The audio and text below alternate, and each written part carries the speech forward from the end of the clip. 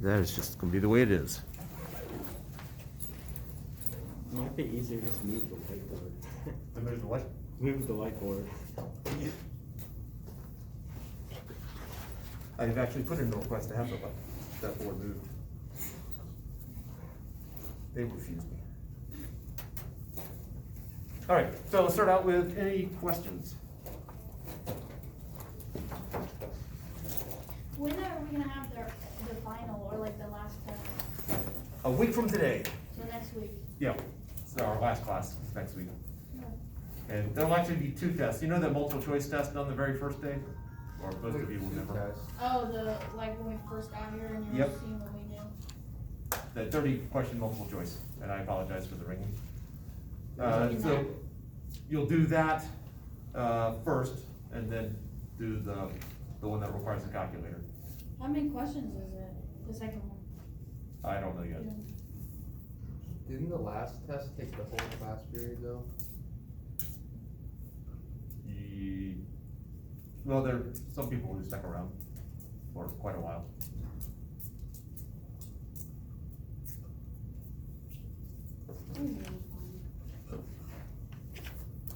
At some point, I will go home, but until then, Are we gonna go over that, like do any review or anything? do you have questions?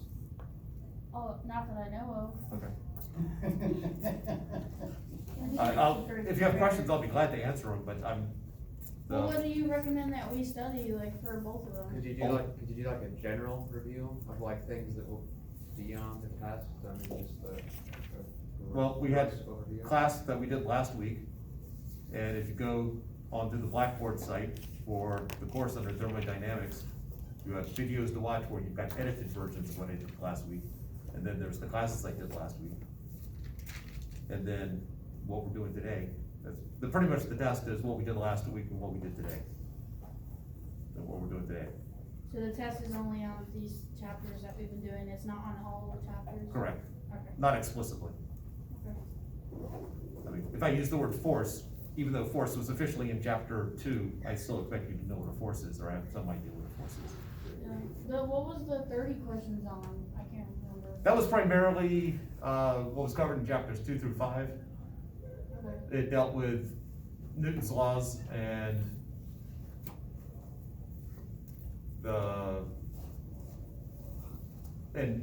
descriptions of motion, relationship of position and velocity, acceleration. Is your suggestion just to rewatch some of the videos? Should we do homework Yeah. problems and stuff? So the multiple choice ones, you know, I usually get the question of how do you study for it. I don't know how you actually study for that one. It's, do you understand the concepts? To me, if you can get to the right frame of mind, that's probably more important. Is the multiple choice one, are they both for a grade? Or is it just like see progress? No, they're both for grade. Are they both test grades? Yes. Ah, cool.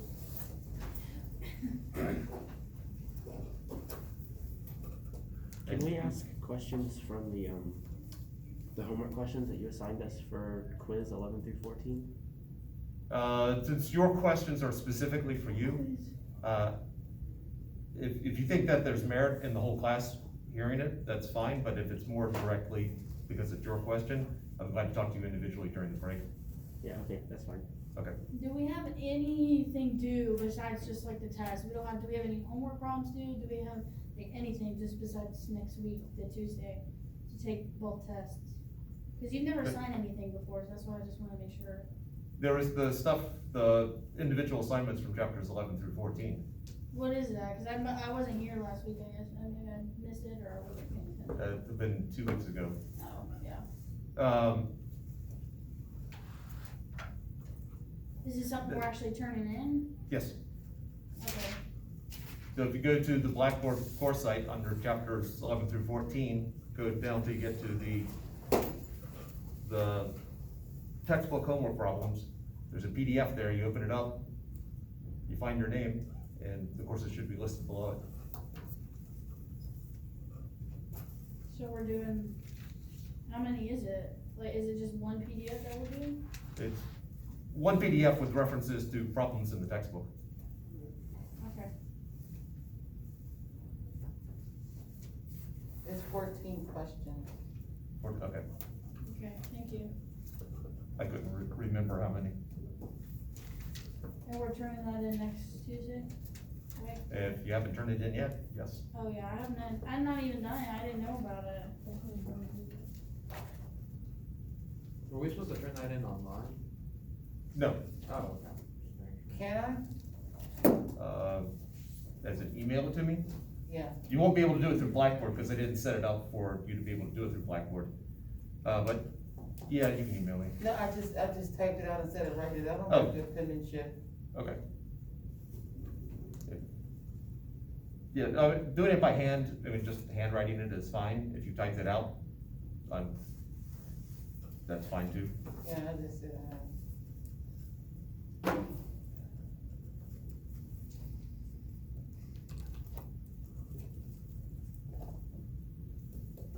Other questions?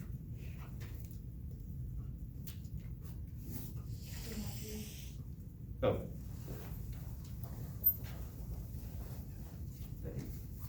I have 2 pages, but, should I just staple, do you have stapling that I can use, or should I just write my name on both?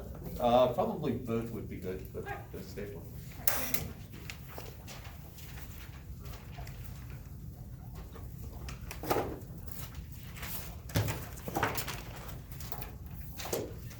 So I obviously didn't think this through when I wrote this on the paper, but do you want me to like rewrite it onto a different paper, like those, or? I don't mind those if you wanna rip them out. I don't know if you need to save the other side of those pages or anything, but, No, I don't think I do. you know, I'm not my high school history teacher who deduct points if you had frayed edges on the end.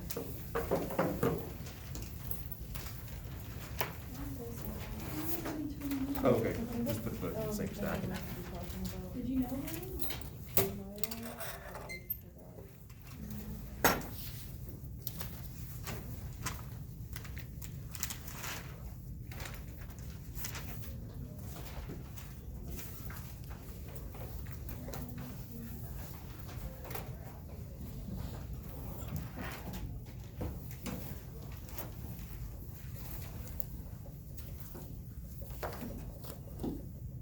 Is that the 11 through 14, thing we were talking about, that people are turning in? Yes, I believe so.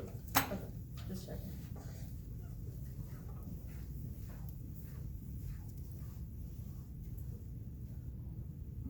All right, other questions?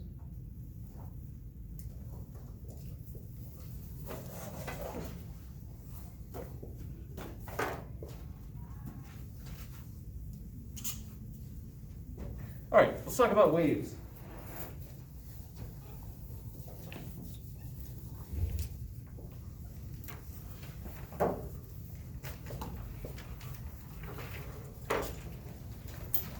All right, there's 2 major types of waves. There's longitudinal.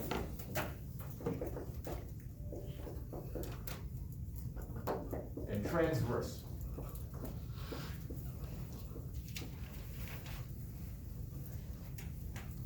And up. So let's talk about the longitudinal. I've got basically a whole bunch of coils here. So I get to stop wiggling. I'm going to release some coils from the top, and the question is, what do you notice when I release coils from the top? What did you see? It seemed like a little flutter kind of going down a little bit. All right, how far, did the flood go all the way down to the bottom? Yeah. All right. That is a pulse that I've sent through this. Now, nothing physically went all the way from the top to the bottom other than the top coil pushed on the next coil, which pushed on the next coil, which pushed on the next coil, and so on.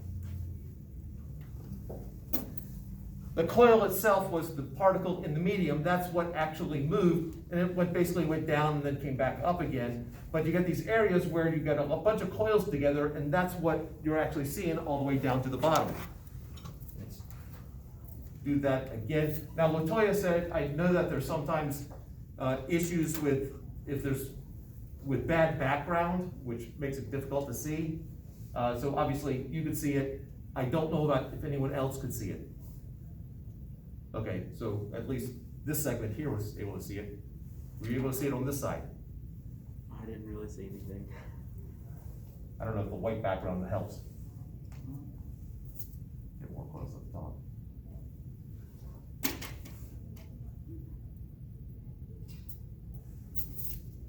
Were you able to see something that time? Yeah, I can see it. Okay. So that's an example of a longitudinal wave, where the particles themselves are basically moving with the pulse or against the pulse. So particles move parallel or anti-parallel.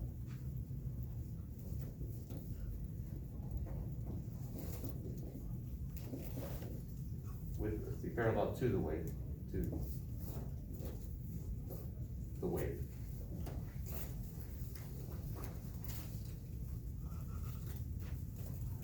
So in order to propagate, you just need one particle to be able to bump into another particle, which hits another particle, and so on and so on.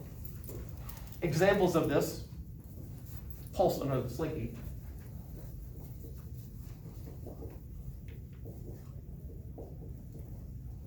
Sound. The sound is produced by the air inside of me, or I guess my vocal cords vibrating, hitting particles in the air, hitting, I'll say air molecules, even though air is not really an element. Hitting air molecules, which hit other ones, which hit other ones, which hit other ones. That's a longitudinal wave. And in geology, P waves. Now, P stands for one of two things. I haven't really gotten clarification. My impression is that it stands for either for primary or pressure. Primary waves, because if there's an earthquake on the other side of the world, it's the P waves which get to the seismograph over here first. And then there are waves that arrive second, which are called secondary waves.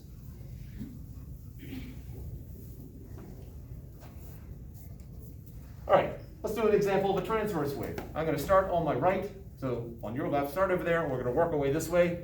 The stadium wave, so you're going to need to stand up. Not yet, but you're going to need to be in position to stand up. So when I say go, I want the three of you to stand up and then down. If you want to throw a flourish into it with your arms in the air, I'm fine with that too. And then when they do it, then the next group goes to the next group. Just like if you've seen it in a stadium before, is what we're talking about. All right. Woo! What is the point? I'm all by myself. Gotta pass it back. It has to go all the way around and then come back. All right, so you were the particles in that particular case. The wave, which way did the wave actually travel though? That one? Yeah, so the particles move perpendicular to the movement of the wave. That's a transverse wave. So particles move perpendicular to wave.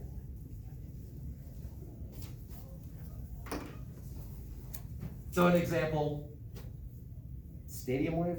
I'm not quite sure what that is actually called. We'll call it the stadium wave. S waves, the secondary waves. Well, actually S has two names also. Secondary, or shear. And then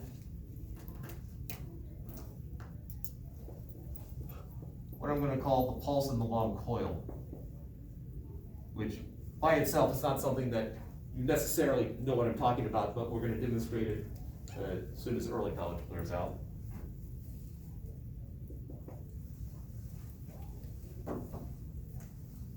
But the long coils are the ones back here.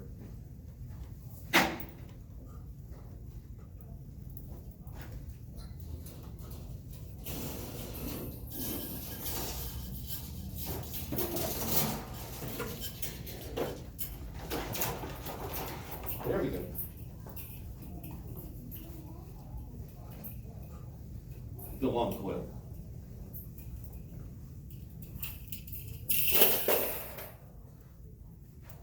Now, in terms of actually how do we write waves on the board, now there's the classic, if I have a string, think battle ropes for those who've seen them in the gym.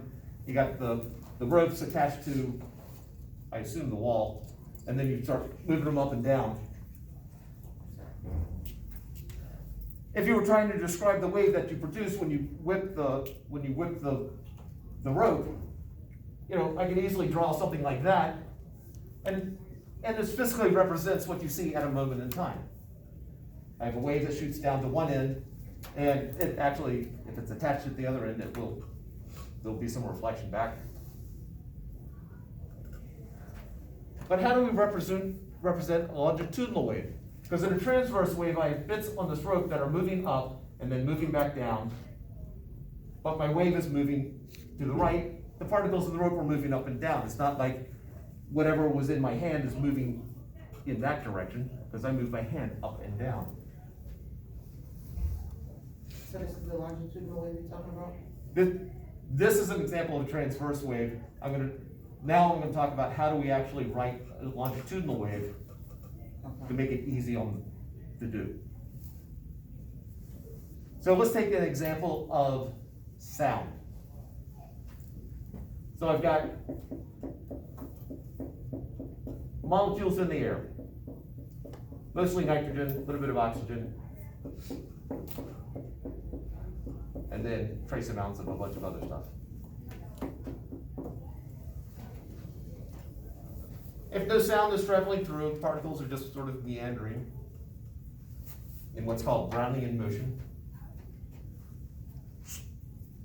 When somebody when their vocal cords vibrate one way, it pushes a bunch of air molecules together, and so you get a bunch of air molecules that are close to each other.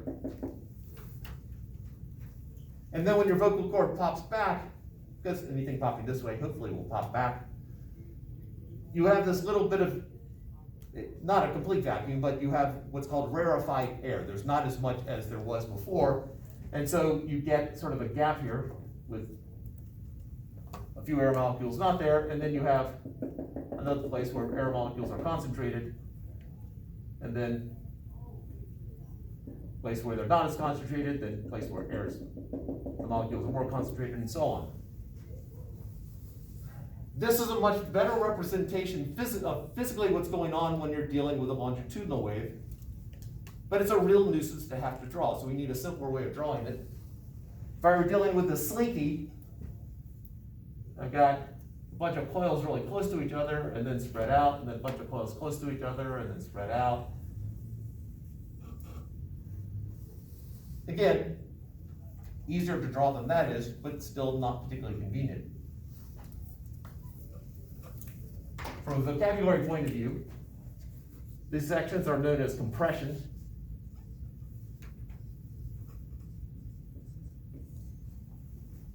The place where you have a higher concentration of molecules than the ambient.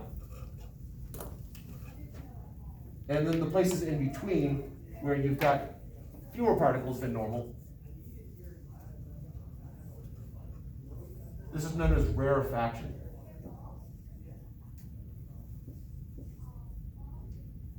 And I think I didn't say it particularly properly. I've always pronounced it rarefaction.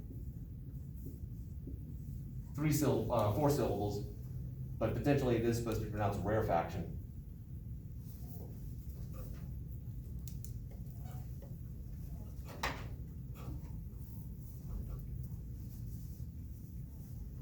Rebecca? So if air didn't exist, would there be no sound? Good. Air needs, that branches into another type thing. These are both known as mechanical waves.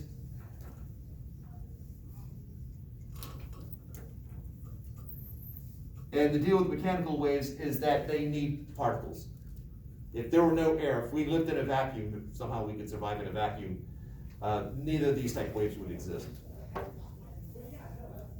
So there would be no sound as we know it.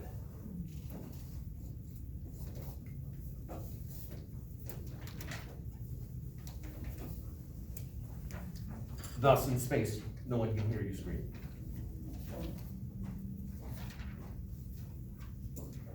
I'm assuming people know the tagline from Alien.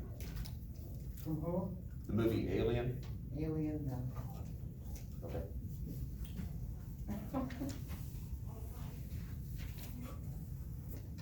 All right, so I can represent this a different way. Instead of drawing it by a bunch of dots close together or coils close to each other, I'm gonna just draw a smooth curve here where I go high when they're concentrated and I go low when they're not concentrated. So the peaks here represent compression.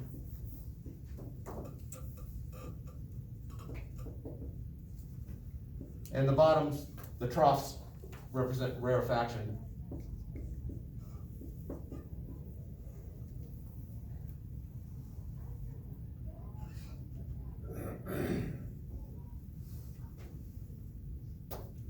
If this were sound specifically, this typically would be high pressure and this would be low pressure. When high pressure hits your eardrum gets pushed in.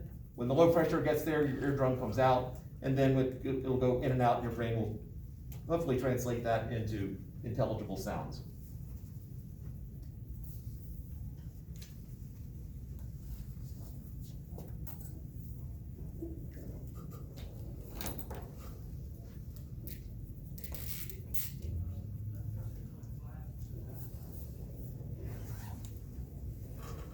Now, there is a third mechanical wave that some textbooks will do, called a surface wave.